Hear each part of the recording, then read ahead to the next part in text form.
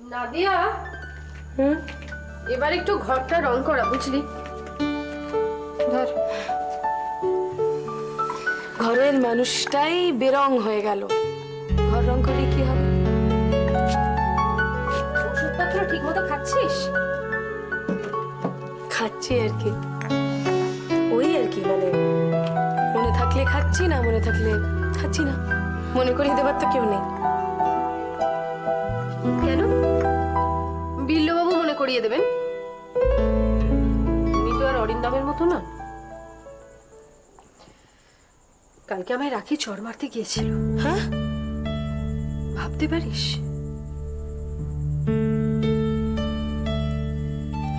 অফিসের ট্যুরের নাম করে অরিন্দম রাখিকে নিয়ে গিয়েছিল। ছি, ছি, ছি, ছি, ছি। আবার ফোন করে ডেকে পাঠিয়েছে। কতটা নির্লজ্জ ভাব! একটা জিনিস আমি বুঝতে পারি না নাদিয়া, রাখি যদি ওর সব, তাহলে আমি কে বল? মালা, তুই অরিন্দমের সন্তানের মা, রাখি সেটা নয়, সেখানেই তুই আলাদা। সেই জন্যই তো এত অপমান সহ্য করে পড়ে আছি। না হলে কেন থাকবো বলতো? কারণ একলা বাঁচার ক্ষমতা নেই বলে। মালা, আমি তুই দুজনেই আমরা বরের পয়সায় খাচ্ছি। আমি আমার বরকে কিছু বলতে পারছি? পারছি না। দেখ না, আমি এখন প্রেগনেন্ট, আমার ওষুধ আছে, পথ্য আছে, কি নেই? সময়টা নেই। তো রাখির মতো না, আমার একটা সতীন আছে, গৌরবের বাবার দোকান। সকাল বিকেল রাত্রির, এমনকি সারা রাত্রিরও এক একদিন দোকান দোকান আর দোকান। দোকানের খাতা, হিসেব, স্টক মেলানো, আমাকে দেবার মতো সময় নেই। সেটা তো ভালো রে নাদিয়া, সেটা তোর কাছে অনেক বেশি শান্তির। আমার জায়গাটা তুই ভাব, আমার কিচ্ছু নেই, পুরোটা একদম শূন্য। আমরা প্রত্যেকেই নিজের নিজের সমস্যা নিয়ে জীবনে লড়ছি। তুই, আমি, মিনা, সীমা, লতা, সকলে। আর আমাদের প্রত্যেকের লড়াইগুলো খুব সামান্য চাহিদা থেকে, জানিস? আমার লড়াইটা তো আমার বরের ভালোবাসা পাবার জন্য। আর আমি চাই সময়, পাই না, তবু লড়ে যাই। লড়াইগুলো শুনতে খুব ছোট মালা, কিন্তু এগুলি হচ্ছে জীবনের আসল ভিত। এর উপরেই দাঁড়িয়ে থাকে আমাদের সংসার। আর মা হওয়া চারটিখানি কথা নয়। জানি না শুনেছিস কিনা, মায়া সুইসাইড অ্যাটেম্প্ট করেছে। কেন?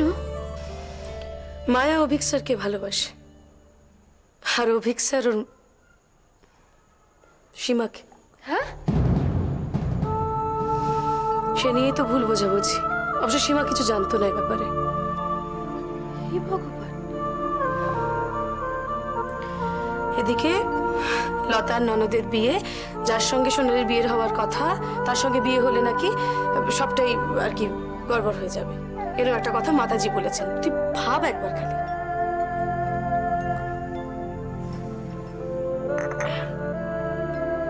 সুইসাইড তো আমার করার কথা রে। দে, মাঝে মধ্যে গলায় দড়ি দিয়ে দিতে ইচ্ছে।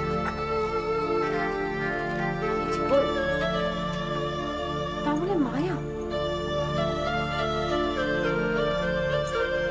জানিস না দিয়া,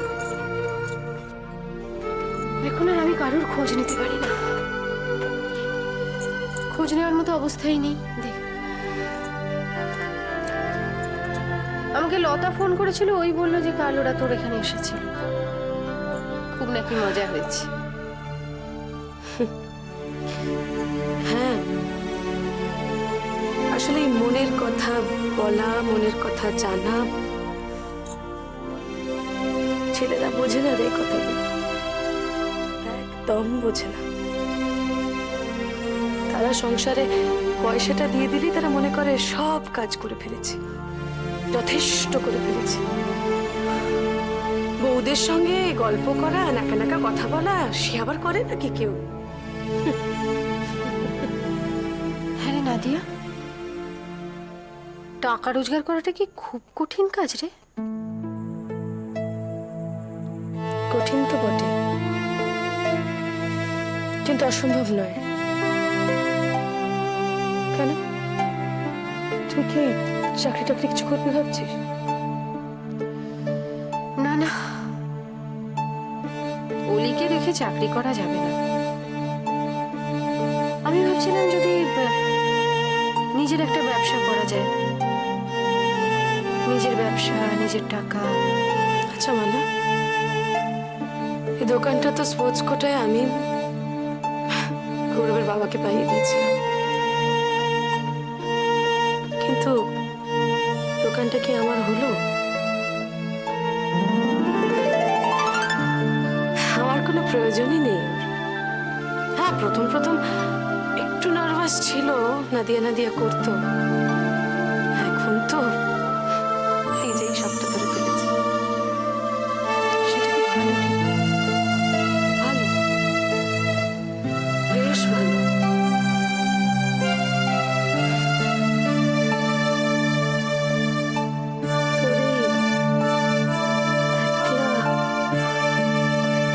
নিজে কিছু করার ব্যাপারটা না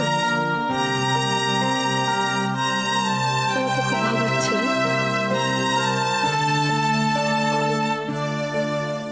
না না, এতে লজ্জার কিছু নেই। হ্যাঁ, তবে এটা ঠিক, তোমার এখন সে বয়স নয়। কি জানো, অন্য মানুষটাকে বুঝতে গেলে তোমাকে আরো বড় হতে হবে।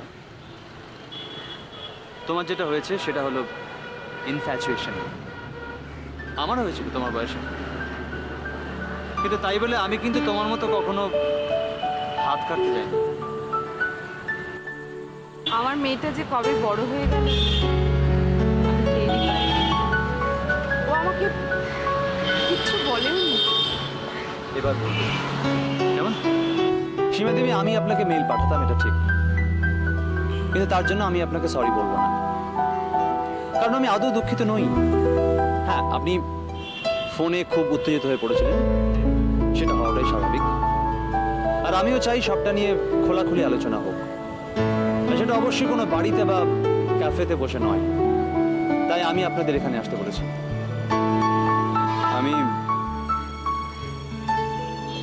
আমি একটা চাকরি নিয়ে শিলিগুড়ি চলে যাচ্ছি। আপনি চলে যাচ্ছেন? হ্যাঁ, যাচ্ছি। এই শহর থেকে চলে যাচ্ছি, তোমাদের মন থেকে নয়।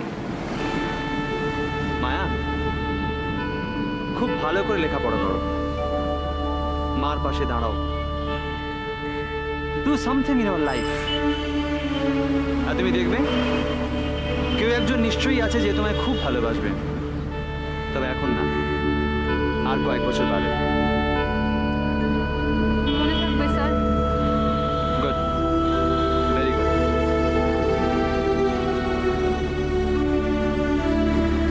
সীমা দেবী,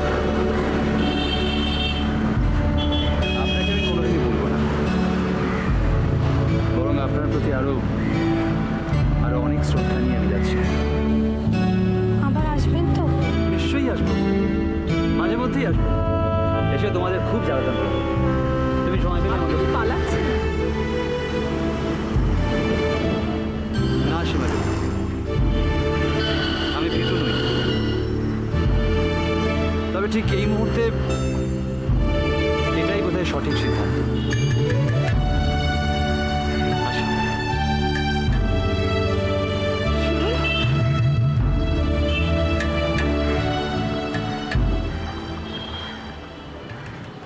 পৃথিবীতে এমন নিশ্চয়ই কেউ আছে যে আপনাকে ভালোবাসে।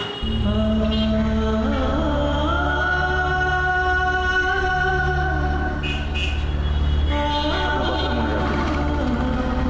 আসছি।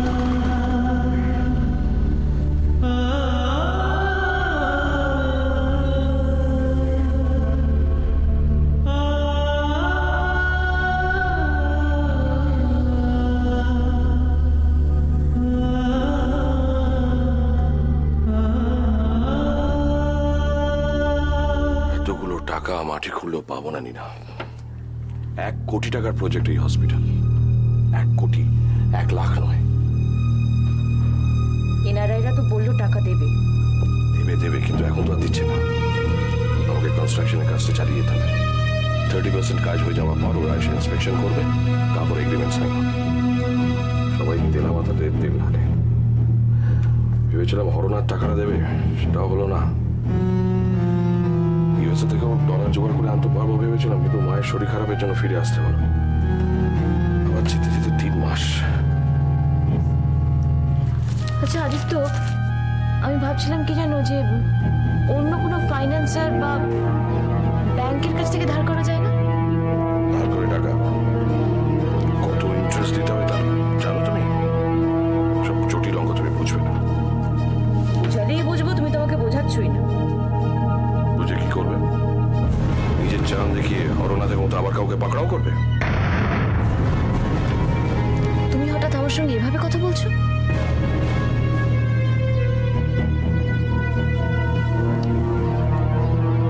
যার 80-90 লাখ টাকা চিন্তা, সে থেকে ভালো করে কথা বলতে পারে না, বুঝেছো?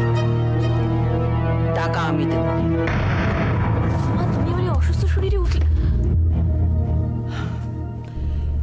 শরীর আমার ভালোই আছে।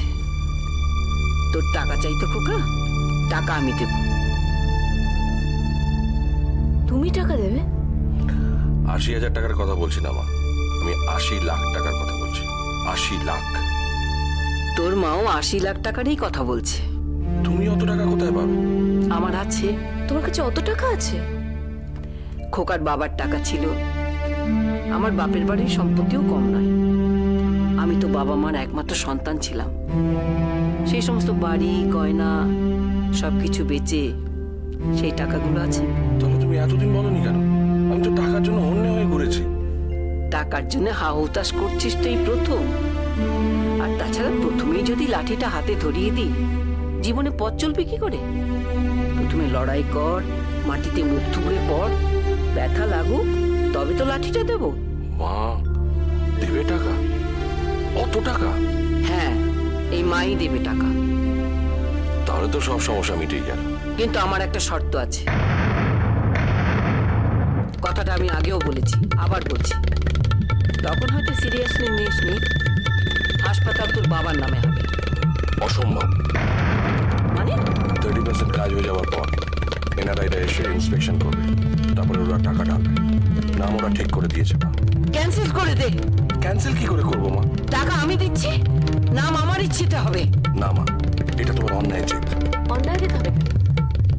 এনারাইদের যখন টাকা ঢালতে হচ্ছে না, তখন তো নামের উপরে তাদের কোনো জোর থাকতে পারে না, তাই না? বিদেশের সঙ্গে যোগ থাকলে হাসপাতালের স্ট্যান্ডার্ড অনেক হাই হবে। আমি সেরকম ভাবেই কথা বলে এসেছি। এখন তো আমি কথার খেলাপ করতে পারি না।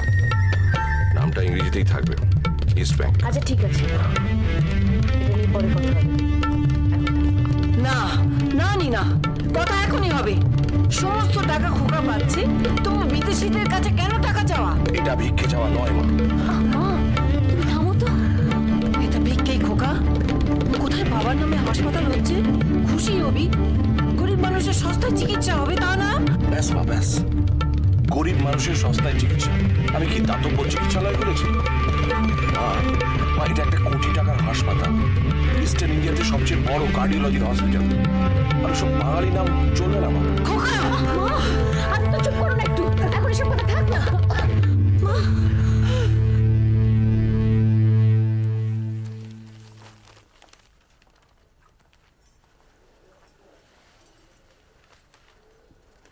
লাজে রাঙা হলো কোনে বউ গো, মালা বদল হবে এ রাতে, আজি মালা বদল হবে এ রাতে।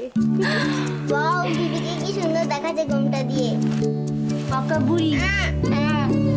ওমা, দিদির বিয়ের দিন আমি স্কুল যাবো না। কেন স্কুল যাবে না কেন? কি করবে তুমি? আনন্দ করবো। আচ্ছা দেখা যাবে। পিপি, মায়ের দেখা যাবে মানে কিন্তু না। তুই বল না পিপি, আমি তোর বিয়ের দিন স্কুল যাবো না। বৌদি, ও কিন্তু সত্যি আমার বিয়ের দিন স্কুল যাবে। আচ্ছা ঠিক আছে, হয়েছে। তোর শাড়িটা পছন্দ হয়েছে? তুমি শাড়ি 3-4 পছন্দ হবে, ভীষণ পছন্দ হয়েছে।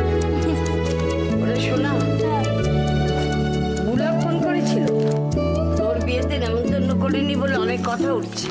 বলুন। শোনা চায় না যে তার বিয়েতে বেশি ধুমধাম হোক। বলেছি তো, কিন্তু এরপর থেকে ফোন করলে ফোনটা আমাকে দিও, আমি কথা বলবো। সবটাতে মাসি না বেশি বেশি কথা। দেখ, আমারও তো খারাপ লাগে। আমার একমাত্র মেয়ের বিয়ে, বাড়ির শেষ কাজ, লোকজন আসবে না? আসবে না, ব্যাস।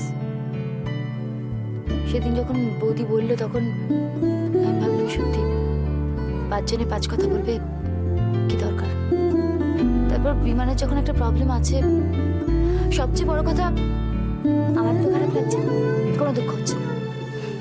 আমি জানি আমার মেয়ে সেরকম নয়। আমার মেয়ে বুঝতার মেয়ে। আয় মা, আয় আমার কাছে আয়। আমার বুকে মাথাটা রাখ। জানি না আবার কবে এভাবে আমার বুকে মাথা রেখে শুতে পারবো। তোকে অনেক বকাঝকা করেছি রে, বিশ্বাস কর, সব তোর ভালোর জন্য। বুকটা কাঁপে জানিস। ভাবি, সবসময় ভাবি কি যেন হবে, কি হবে?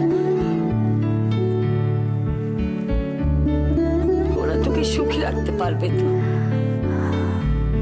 আমার বলতে এইভাবে আঁকড়ে ধরে রাখতে পারবে তো? ওরা তোকে কাঁদাবে না তো? সব সময় কথাই ভাবি, সব সময় কথাই। আমারও এমন দিন আসবে না যখন দিয়াটা আমায় ছেড়ে চলে যাবে। আসবে বই কি, মেয়েদের মায়েদের সব সময় তেমন দিন আসবে। কিন্তু আমি কিন্তু এরকম মোটেই কাঁদবো না। তাই নাকি? দেখা যাবে কেমন না কেড়ে থাকিস।